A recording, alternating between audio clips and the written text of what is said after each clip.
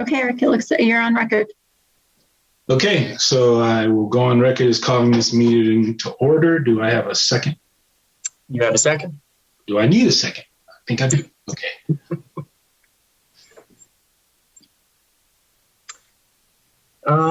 Let's see. I don't know if you have the agenda in front of you, Eric. There's not a lot on it. We have.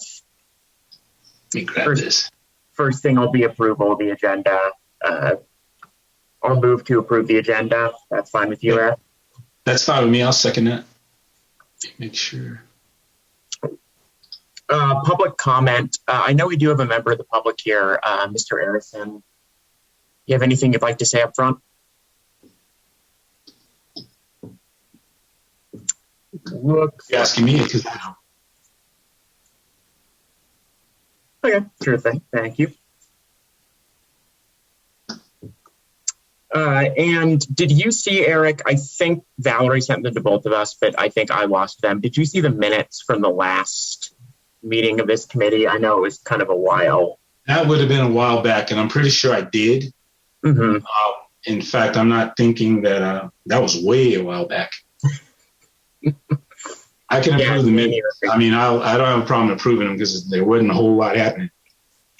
Yeah, and I took I wasn't even at that meeting, but I took a quick look at the minutes, and there's not a lot of them. So, okay. Well, I'll move to approve the minutes.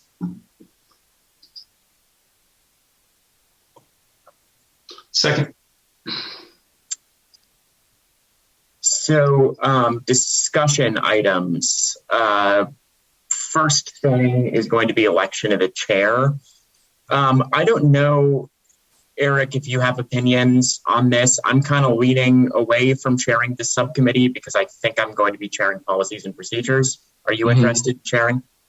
I'm not interested in chairing. I'll act as a chair until we get a person in, but I won't chair it. But I mean, for sake of keeping things running smoothly, Jesse, I think it'd be good for me to just throw my hat in the ring as an acting chair. Mm-hmm. Yeah, I mean, that sounds good then. We can elect you the chair for now, and then hopefully we will gain some people and we can move someone else in. I'm not sure Valerie might know, given that it's just the two of us, do we need to vote or... I'll defer that to Interim Director Diane. It varies from meeting to meeting, so I'll let her speak on that. Yeah, the formalities of subcommittees seem to sort of vary. So, I mean, probably to be on the safe side, if you want to just go ahead and make the motion and go for it, that would be the most proper. But if you chose not to, you probably wouldn't be in a huge bind either. But I'd recommend just doing the formalities just because it's better. Yeah, just to be on the safe side then, I guess I'll move that we elect Eric Nixon, chair of the subcommittee. Or I believe you say you want to nominate. That would be better, wouldn't it be? Well, we'll nominate Eric Nixon for the subcommittee.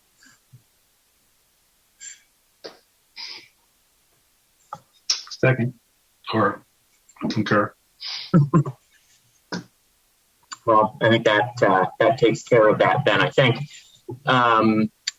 So our next agenda item, and this is, I guess, kind of the point of this meeting really, is the Cpoa policies and procedures. I talked briefly, Eric, to Tina about this, and so I don't know if she sent this to you as well, but she put together kind of a starting point. She basically just went through our policies and procedures, found everything that was like directly contradicted the new ordinance or needed to be changed because of the new ordinance. And she kind of drafted out those changes. Okay. So it doesn't really like change anything that substantive, except for the things that need to be changed because of the ordinance. So I was thinking what it might make sense to do for this meeting would be to go over those changes. And I have a copy of them. I could probably figure out how to. Oh, I've got it. You can. What would probably be good just for since we're recording is if you could pop it up Yeah, let me just share that. Okay. Let's see, that is. Yeah, it looks like she sent that on the 19th of April. Yeah, so I was kind of thinking that, in this meeting, maybe we'll just go over these changes, see if they all look good. If not, if there's anything that we want to change, and then that'll kind of cover what needs to be done ordinance-wise. And then at our next meeting, I think I'd like to look at more like kind of substantive changes. But I honestly have not had much time to look at this.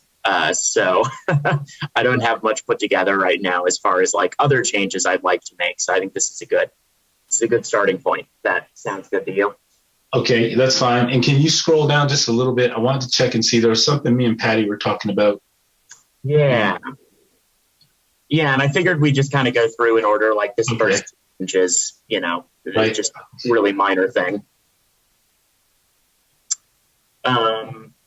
6B. So this is because I think under the new ordinance, the board doesn't hear complaints the first time. So it doesn't necessarily make sense to have the complainant get an allotted period of time since the board isn't even going to discuss necessarily.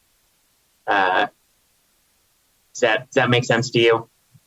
I'm going to address the board. Yeah, I mean, that's fine. What I want to stay away from, and I'm willing to hear everybody on the board's opinion on this. I really want to give the citizens every chance and opportunity to be involved in the process, especially as this process changes. So the only objection I had to this is whether or not that 5 minutes is necessary and should be taken into consideration. If I figure if a citizen is adamant enough to come to a board member and spend the 5 minutes talking to us, then that should be the case. As far as how effective it is, I'm kind of reluctant to just kind of throw things out based on convenience for us per se. Mm-hmm. But I do understand why this was put in. But taking it out, if it's some sort of streamlined measure where it doesn't affect anything one way or the other.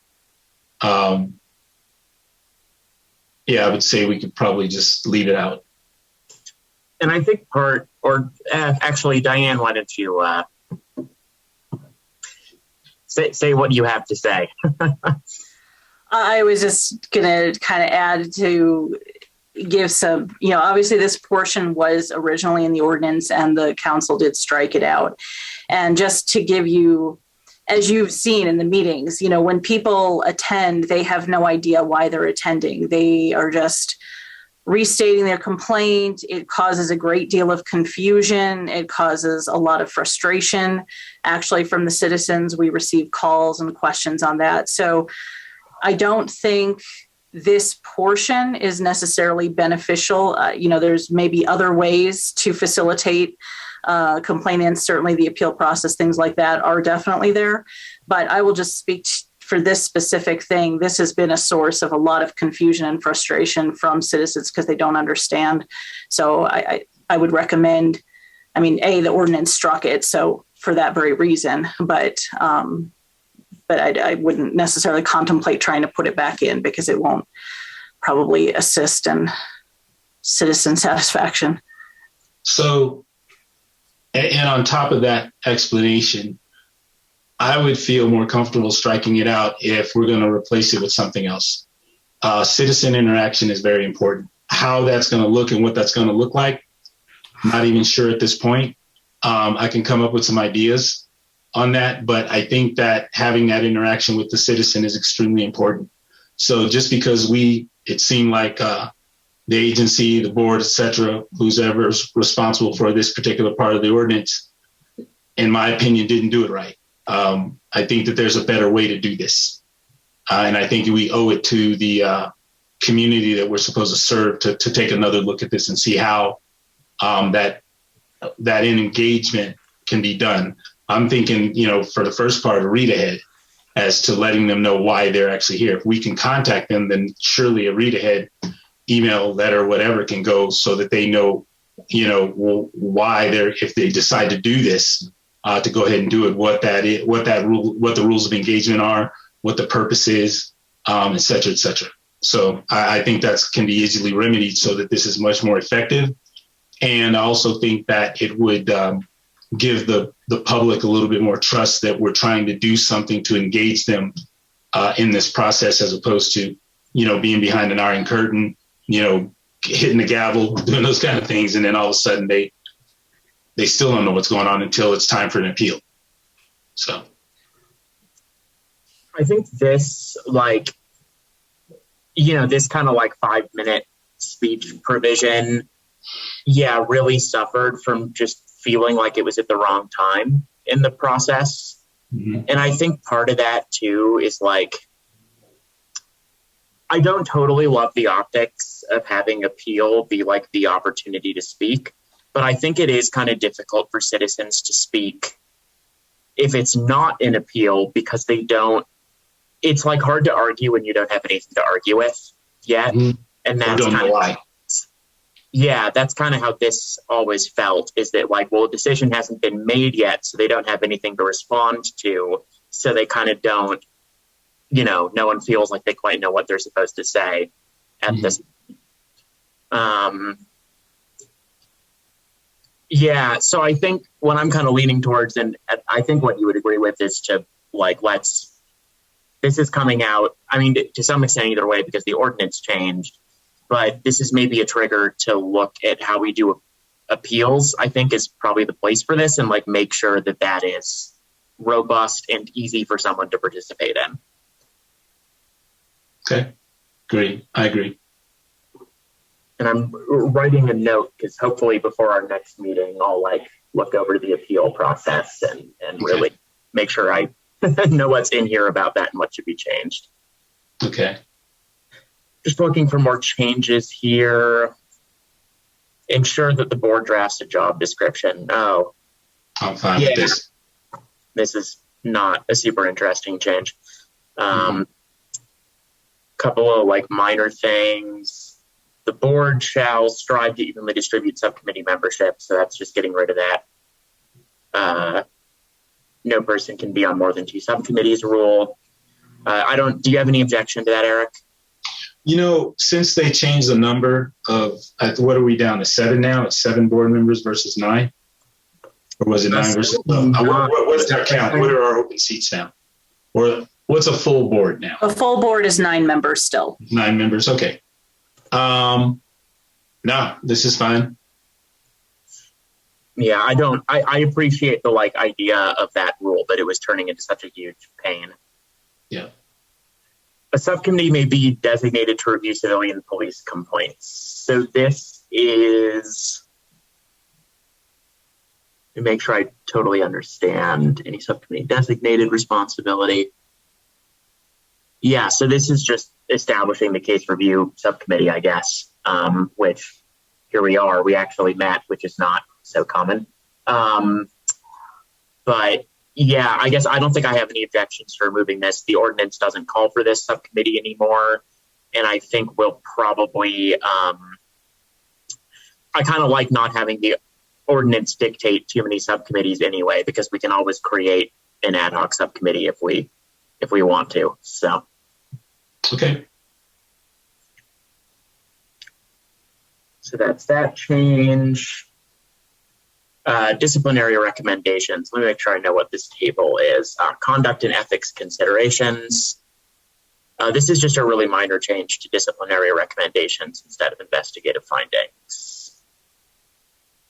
Okay. Appointment of the board member, been absent and not excused, so automatically terminates on the date of the 3rd consecutive absence. That's in the ordinance, so I don't think there's a lot we can do about that anyway. No, press on. Appointment of a board member. Yep, so this is that ordinance change about this training, 30-day grace period. 30-day grace period can be extended if the training isn't available. Appointment of any board member who's not completed annual training automatically terminates if it's not within an additional 30-day grace period. And then executive director should notify any board member whose appointment is automatically terminated. So, okay. That's all simple enough. Okay, trainings changes. This is all straight out of the ordinance as well. So just getting rid of firearm simulation, getting rid of equity and cultural sensitivity. The 8 hours of training has just gotten broader to include, but not be limited to, attendance at the annual NACLA conference may satisfy no more than 4 hours of a board member's ongoing annual training requirements. That is a change. In addition to 8 hours of ongoing training, kind of feel like that's the same thing it said before, but maybe they were worried that people would think the ride-alongs counted as the 8 hours. Well, I don't even consider the ride-along in training. As much as CPOA and APD shall jointly create and maintain a board training calendar. So this is a new requirement, and I guess I'm happy with it being there. I think it's a good idea. I'm not sure. We'll have to figure out how to make that actually happen. I don't think, unless like Diane will say someone already did this, but I think this still needs to be done. So yeah, who would maintain that? Yeah, good question. The CPOA and APD jointly part there is kind of tricky. We might have to figure out, we'd have to have some counterpart in APD, I guess, to make sure we have up-to-date info from them. Maybe Lieutenant Cpoa, who kind of runs the Civilian Police Academy, would be my first guess, just because CPA tends to be the like trickiest scheduling thing. But that might be something that like agency staff, we might ask to maintain that with feedback from APD. I think we'll have to look around a bit to figure out how to actually make that happen. Yeah, it's kind of what we do somewhat now with the training log, but it's just probably needs to be more specific, I guess, and more detailed in that regard. But yeah, you're not wrong about, basically a staff and an APD, probably Lieutenant Tapia or somebody in the academy would be the coordination points for them. Okay, I guess that'll be a kind of a ball to start rolling once we vote on these in the full board. Okay. This is a pretty minor change. Annually review performance of the executive director. Encouraged to consult with the city human resources to develop evaluation tools as necessary. I think that just came out of the ordinance, so that's fine. Doesn't really require anything. Okay, this is a new one. The board shall review and update as appropriate these policies and procedures on an annual basis. Updates outside this annual review will become effective only upon a 2/3 vote of the board. So I think we're doing that annual review right now, essentially, and there's just going to be a higher vote burden if we want to change this again, before this time next year. Right.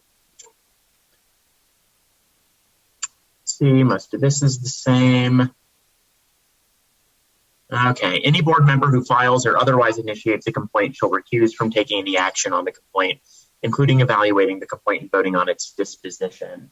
So this was an ordinance change, and I'm not sure why that ordinance change was made. That rule about recusing yourself from a complaint that you filed seemed just kind of logical. So part of me is a little tempted to keep it in our policies and procedures, but then I'm wondering why it was taken out of the ordinance. I don't know if Diane happens to know if this was a problem at some point, but it's just kind of a rule that made sense to me. I don't know of it being a problem per se, but since it says neither the board nor any of its members shall file or initiate a complaint on behalf of the member of the public. I should say there was a time or two when a board member might have like filed a complaint or at least been aware of a complaint, sort of facilitated it. So I suppose that's why that second portion, was there. But now it's just saying you won't do it. So it seemed to be a little conflicting. But at this point, since you can't do it or won't do it, that the second half isn't necessary because you won't do it.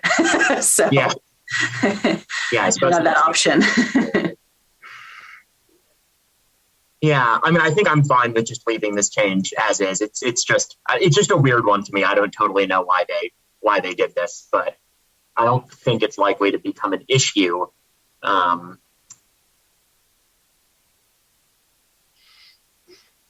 So these look like they're kind of minor changes. Just will receive and process all civilian complaints of officer misconduct. The executive director directs and oversees the investigation instead of saying shall investigate or cause to be investigated. Just reads a little better.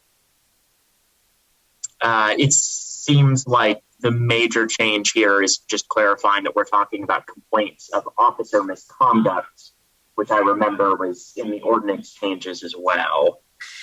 And that's the big focus, is that, the council has wanted basically the CPOA and CPOA board to focus its activities on what it considers law enforcement activities. So primarily officer, meaning sworn, but that can, as we sort of discussed, include individuals that are acting in that capacity, such as PSAs or CSSs or PTC type people.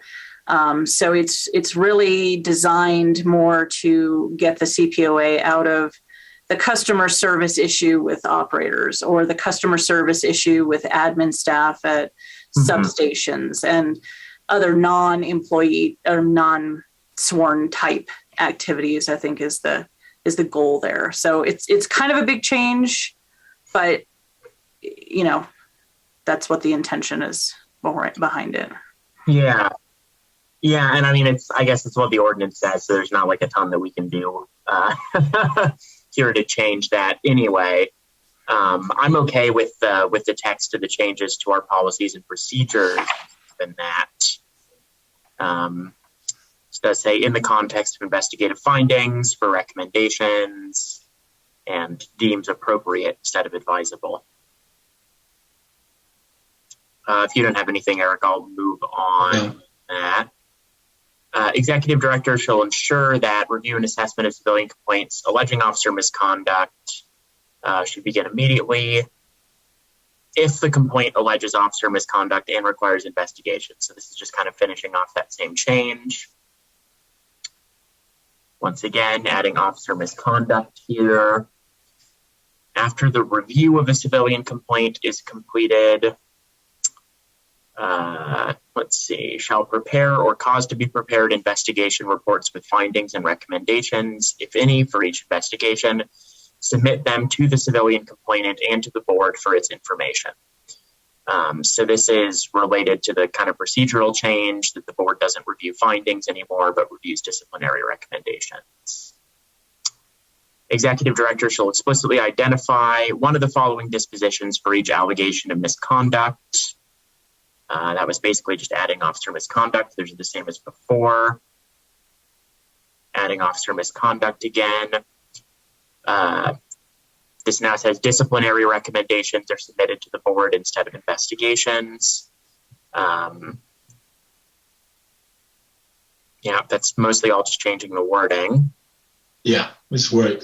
Jesse, sorry, not to interrupt, but just to let you know, so a change that will need to occur is under what's currently J here, where it says all investigations of civilian complaints involving officer misconduct shall be completed within 90 days of initiation. That whole paragraph actually, or a significant portion of it, has changed due to the collective bargaining agreement.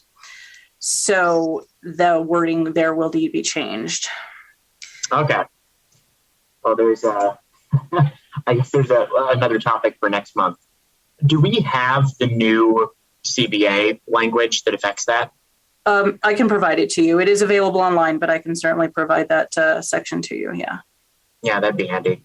Yeah, I think I'll basically plan on putting that on the agenda for our next meeting to get that figured out. Yeah, that whole paragraph has the ultimate timeline is pretty much the same, but the way in which it works is different. So I'll provide that language to you just for the future changes. A lot of these are changes to officer misconduct and disciplinary recommendations, adding of police after chief, officer misconduct, disciplinary recommendations, and then the board shall not investigate complaints filed by police officers. Is there some history? Do you happen to know some history there, Diane, that's just stands out to me as a little odd because the board doesn't typically investigate complaints at all? Yeah, I'm not, with some of the changes that came through the ordinance, there were some things that didn't get changed that should have gotten changed. They were brought up, because exactly right, the board doesn't investigate any complaints. So it probably should have either been worded differently or some such situation, because we don't, as the agency, we don't investigate complaints filed by police officers either. I mean, the board doesn't at all. And then of course the agency doesn't investigate things filed by police officers. Those are referred to internal affairs. So it is an odd, statement exactly. It probably didn't get translated quite the right way as it should have, but. No, it's not. It's worded wrong. I think I know what they mean, but that's not right. Right. So, but I believe this sentence is pretty much out of the ordinance. I would have to double check that, but, we could potentially add a clarification sentence, or just leave it be because it's just known that we don't do this either way. So, probably doesn't even need to necessarily be in the rules itself because it is in the ordinance. So you might even just take the sentence out entirely. I don't know. What I might do, if it sounds good to you, Eric, is before next month, I'll just email Tina and ask, just what do you think the best option is to try to deal with this weird sentence? If it is in the ordinance, then maybe we can just clarify it in the PMP or something so it makes more sense. Yeah, exactly. I think it needs to make more sense because if I understand what they're saying is, if a police officer has a complaint against another police officer, internal affairs can handle that. It's not necessary to go through the board. I mean, it's kind of a no-brainer. But the way it's worded there, it's convoluted. It needs to change. So let's see. Executive director shall review and monitor a representative sampling of all internal affairs investigations and other administrative investigations related to serious use of force. So this is really just updating to reflect the new ordinance language. It's not a ton we can do about that. Mm-hmm.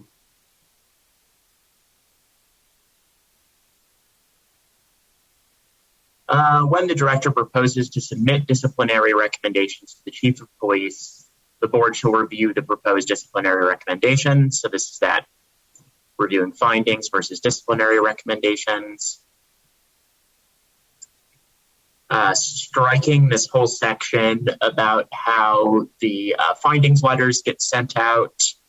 And I think that's basically because, and I think hopefully Diane will correct me if I understand this wrong, do findings letters now go out before board review, since the board is just doing disciplinary? So far, we have not sent them in advance of, and the reason being is, we're providing the information to you, and we didn't want a situation of where an appeal request might come in before it's even heard. So far, anyway, we haven't quite decided on that ourselves, but so far we have not sent any letters before the board meeting so that you would know, what the SOP is, what the finding is, and so that it would have that time of, you wouldn't potentially receive an appeal all of a sudden before it even came up on your radar at all. So the timing wise was why we were so far sending them as we had the day after the board meeting kind of thing. Interesting. I think that might be worth being just kind of part of a broader look at how we handle appeals.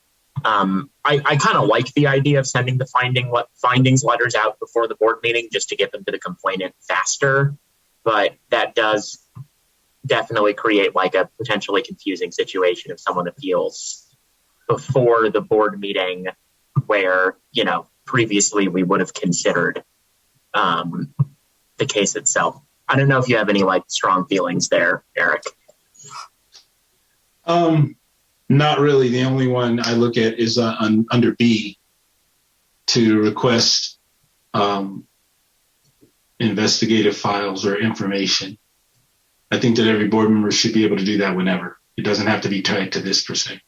So what I'm assuming is that somewhere in the ordinance we are allowed to request information. Yeah, that is a good question. Okay, I'm writing that one down. So we have kind of the big change to the board process. After the board has reviewed the proposed disciplinary recommendation, decides whether or not to authorize submission.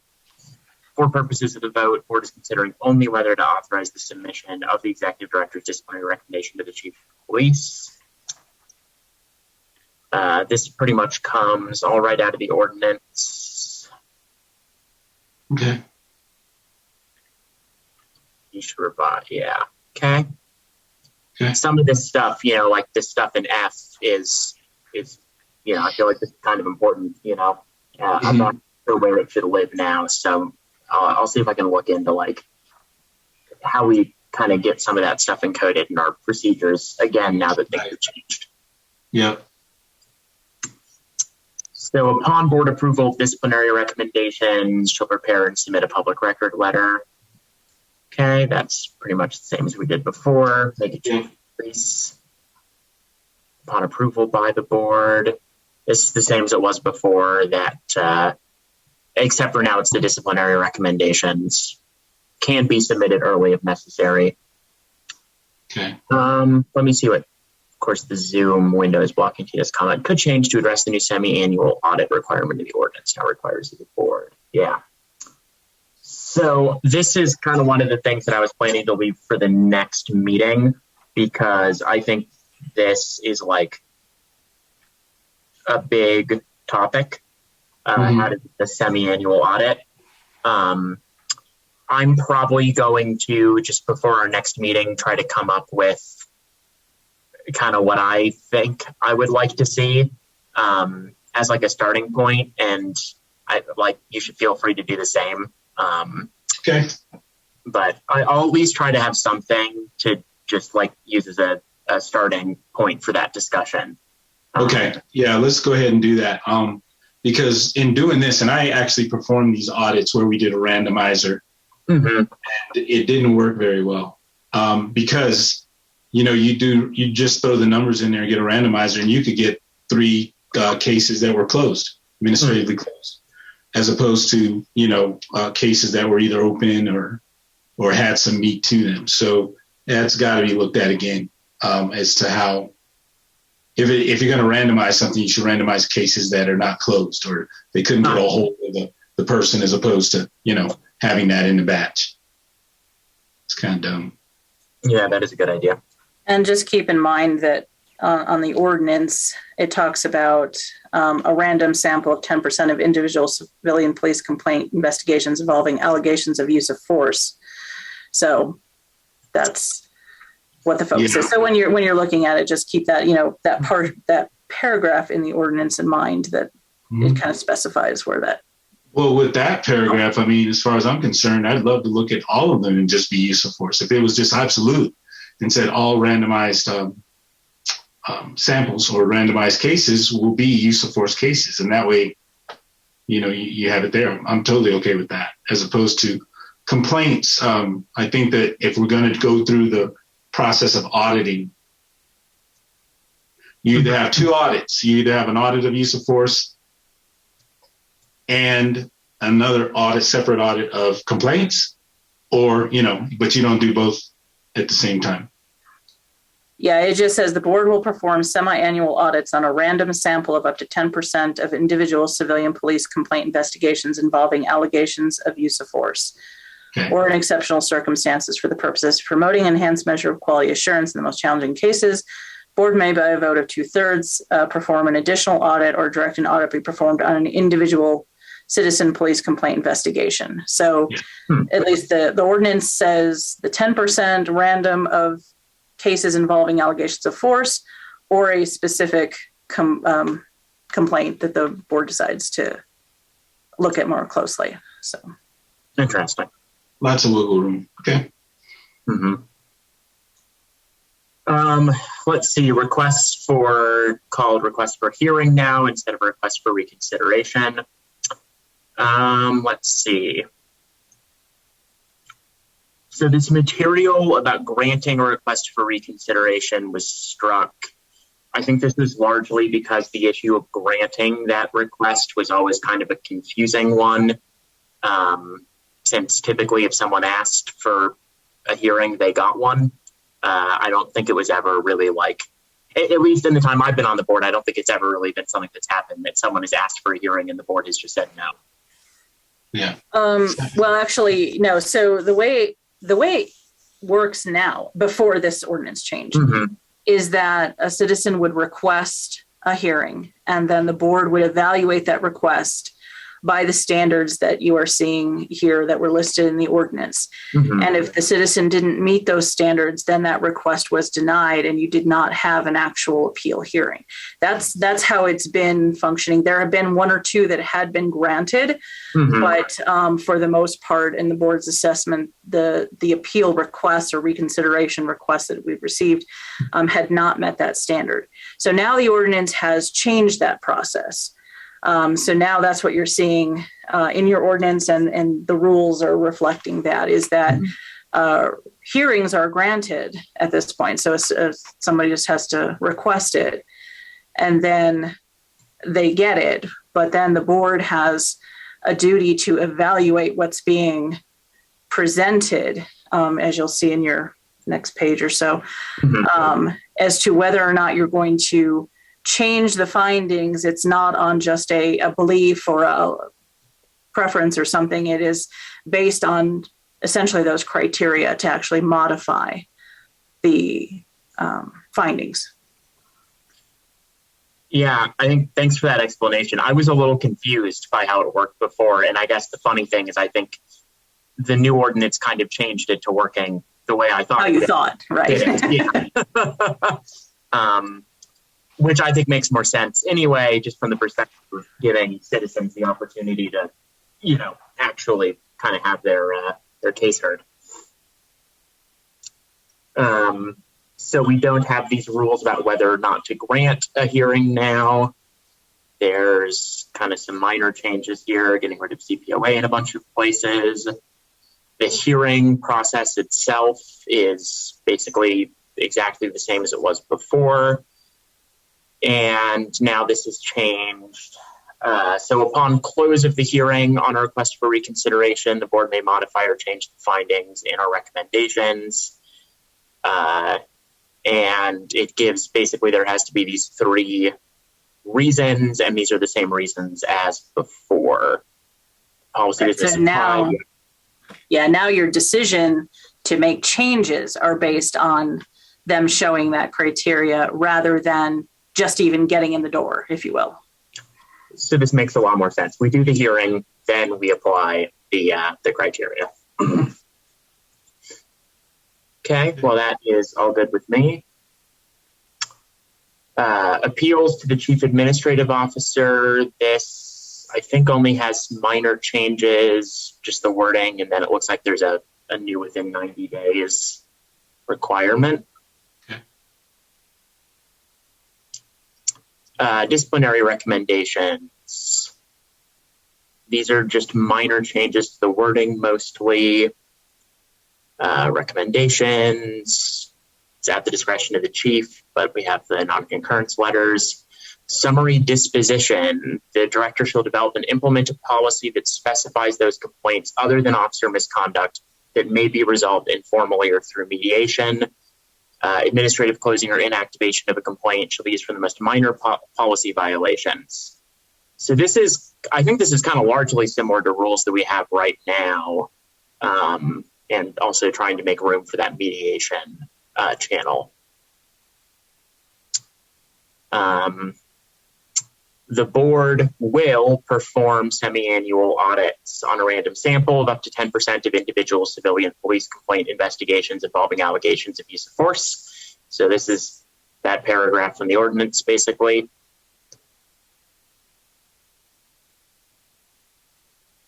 A couple more minor changes about the chief of police. This is our report. Yeah, so the executive director shall submit a semi-annual written report, and it looks like a few things have been added. Actual disciplinary outcomes compared to Cpoa recommendations, any outstanding board vacancies. Yep. Looks like this is just expanding, a quarterly oral report, and that oral report shall also include disciplinary outcomes. Right. And vacancies on the board go to city council. Okay, no changes through most of here. And that's the subpoena form, so there's probably nothing else in here. Okay. Yeah, I think that's it. So let's see, that I guess finishes all of the red lines from Tina Gooch. I don't know if there's a need to do anything formal as far as like a motion, since we're not going to be sending this back to the full board yet. But I think that we can kind of accept this copy that Tina Gooch edited as being what will work from this point. No, I agree. So that's pretty much the end of the agenda, which is good because we're coming up on the end of the meeting. I don't have any other business. Do you have any other business to bring up, Eric? I do not. Going forward, because I know this review of this ordinance had a lot to do with case review. As far as whether or not we need to have more of these meetings for case review, is the ordinance settled enough now to where we can kind of go forward and do that? Because there were some activities, like I said, the randomizing and auditing that was done before, and reviewing of the cases, and whether or not, are you and I the only members on this board right now? We are right now, I think. Yeah. Okay. All right. What did you want to say, Valerie? Sorry, I was already unmuted. For the purposes of scheduling another meeting, just because in your policies and procedures, as you just read, the CRC still only meets quarterly. So you weren't in the meetings previously, so I recommend that you motion to suspend the rules if you are intending to hold another meeting before that next quarterly meeting is scheduled. And that's kind of the way the CRC scheduled meetings routinely out of that quarterly timeline that's provided in the policies and procedures. So if you're intending to have a meeting again next month, you would probably need to suspend the rules for now till you guys change the policies and procedures. That makes sense. Yeah, and my thinking, Eric, was that we should probably meet again next month to start looking at, I have kind of a list of stuff written down to look at, but mainly the audit process and maybe the appeals process. Okay. And then your list, did you send that out to us? Because I've got your emails. If you haven't sent that out, if you could send it my way, your list of changes or things you're looking at. Yeah, I can do that. Awesome. So that would be, let's see what we meet. It looks like the last Tuesday of the month, or the fourth Tuesday. I can count, I think. So we're probably looking at the 31st of May. then nope, I can't count. 24th of May. Okay.